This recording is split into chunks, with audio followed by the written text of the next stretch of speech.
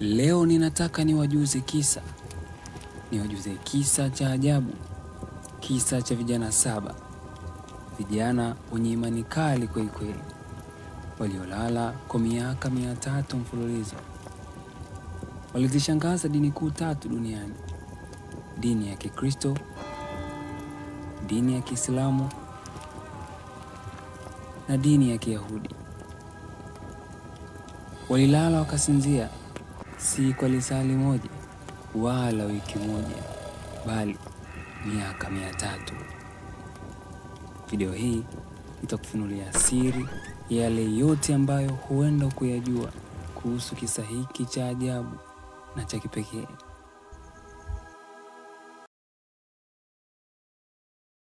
Mnamo mwaka 249 baada ya Kristo, alitawala mfalme mmoja katili sana.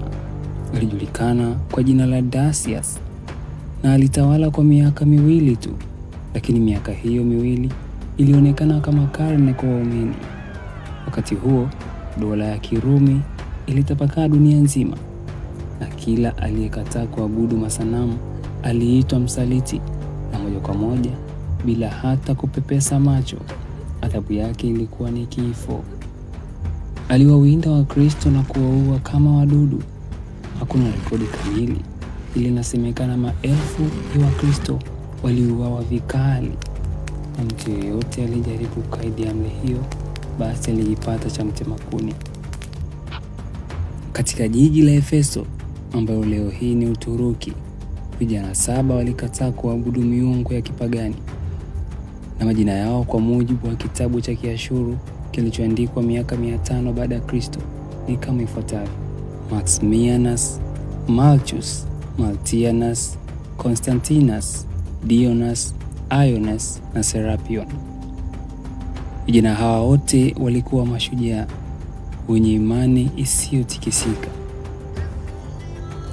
Ukisoma kwenye Qur'an 18 aya 14 inasema, na tukazitia nguvu nyoyo zao waliposimama na wakasema, Mola wetu mlezi ni Mola mlezi wa mbingu na ardhi, hatutamwita mwinginewe kabisa badala yake ya kuwa ni Mungu. Mwaka wa pili wa kutawala kwake Decius, akiwa katika mawindo na msako mkali kuwatafuta wasioabudu miungu na masanamu ya Kirumi, na hapa ndipo mkasa wa vijana 7 unaanzia. Ilikuwa masaa ya alasiri. Mji wa Efeso ukazingirwa. Askari wa Kirumi wakawatafuta Wakristo kila kona. Sauti kali ikatangazwa, Mkristo yoyote ajisalimishe kabla hajakutana na upanga usio na huruma. Vishindo vyao vilitikisa mji. Mji wote ukawa kimya. Watu wakajificha, wengine wakichungulia madirishani wakiogopa, wengine wakikimbia, wakihema polepole ili hata wasisikike. Na mji ulioingia sasa ndio mji waliopo wale vijana 7. Watafanya nini? Vijana wale wakaambizana, tukimbie tutafute mahala pa kujificha, yasitupate mauti. Kwa haraka wakakimbia, wakiwa na mbwa wao, jasho likiwatoka, hofu ikiwatanda, wasijue pa kukimbilia. Lakini kwa imani kubwa waliokuwa nayo, walimwamini Mungu wa mbinguni, Mungu ambaye hata watupa. Na hakika hakuwatupa. Aliwaongoza hadi kwenye pango moja mlimani, na humo wakajificha. Mjini askari walitanda kila mahala. Walitagaa kama siafu, wakiwatafuta kama wezi, wakipindua meza na kufanya ghasia, nyumba hadi nyumba, lakini hawakuwapata. Mzee mmoja mwabudu masanamu aliwanyoshia kidole akiwaonyeshia walikoelekea. Haraka askari wale wakakimbia, wakiongoza msafara wao kuelekea mlimani. Kwa haraka askari wa Kirumi walifika katika pango moja. Baadhi wakasema, watakuwa wameingia humu. Wengine wakasema hapana. Sauti ya kiongozi wao ikaamuru, vingirisha jiwe, ziba mlango hapo, kama wamo ndani watafia huko huko. Basi lango likazibwa na jiwe kubwa likaziba. Giza likatanda mle pangoni. Vijana huku wakitiana moyo wakashikana mikono yao na kuanza kusali, mbwa wao akiwa pembeni yao kidogo, macho yao yamejaa machozi. Wanasali kwa imani, na ghafla giza kuu likawatanda usoni. Ghafla wanapata usingizi, wanalala, wanasinzia. Usingizi mzito, bila godoro wala kitanda, bila shuka wala mto. Wanalala. Siku inaisha, wiki inakata, mwezi, miezi 6, sasa mwaka, miaka 10, hadi miaka 300. Imeandikwa kwenye Qur'ani 18 aya ya 25. Na walikaa katika pango lao miaka 300 na wakazidisha 9. Pia nukuu nyingine kutoka katika kanisa la awali iliyoandikwa na Jacobus de Voragine, kitabu cha The Garden Legend, imenukuliwa ikisema, hawa vijana 7 watakatifu walilala katika pango kwa miaka 300 au zaidi, na Mungu akaihifadhi miili yao bila kuharibika, ili kuwa ushahidi wa ufufuo wa wafu. Na wakati dunia ikiwa hukumu kuwa wamekufa, Mungu aliwafanya kuwa muujiza wa kudumu. Maximianus anakuwa wa kwanza kuamka. Anapepesa macho yake, mwili wake ukiwa umejaa vumbi. Anawaamsha wenzake, na wote wakiwa na afya nzuri, na hakuna aliyepungua hata kilo 1. Hakuna aliyewahi kulala kwa miaka 300 na kuamka mwenye afya, lakini hawa walikuwa watu wa miujiza. Mungu aliwalinda, si tu kwa miili yao, bali hata ujumbe waliokuwa nao. Wanashangaa, mbona tuna vumbi na tumelala tu siku moja? Kila mmoja anakosa majibu. Njaa inawashika. Maximianus anajiangalia. Anakuta na senti kadhaa za utawala wa Decius alizokuwa amezibakiza.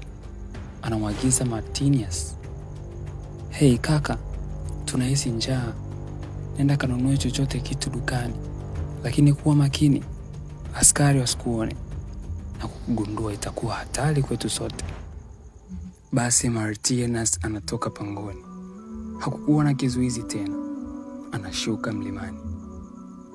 Anafika njiani, lakini anagundua kitu cha ajabu. Alama za msalaba kila mahala. Askari waheshimu makanisa. Watu wanapiga alama ya amani ya Kristo hadharani. Majengo ya kisasa na tofauti kabisa na aliyoyaacha. Martinius anashangaa, hii si Efeso niliyokuwa nikijua. Je, dunia imebadilika vipi ghafla? Asijue ni miaka 300 imepita. Basi Martinius anafika dukani. Anatoa sarafu zake. Mwenye duka anashangaa, kaka, mbona una sarafu za zamani sana? Umezitoa wapi? Makumbusho ama? Ndipo watu wanaanza kusogea, wakimshangaa hata kwa muonekano wake. Kile walichodhani ni mapumziko mafupi yaligeuka kuwa safari ya karne na karne. Dunia ilibadilika, lakini wao walibaki na ujumbe wao ule ule.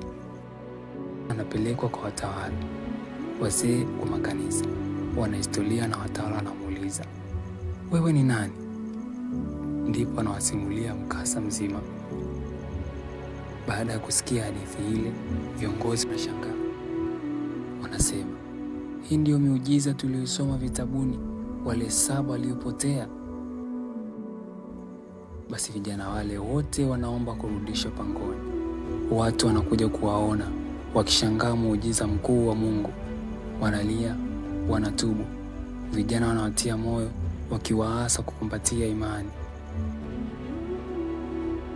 Walimu wakuu wa dini wanasema katika Qur'ani 18 aya ya 21, na hivyo tuliwadhihirisha watu wajue ya kuwa ahadi ya Mwenyezi Mungu ni ya kweli na kwamba saa ya kiyama haina shaka.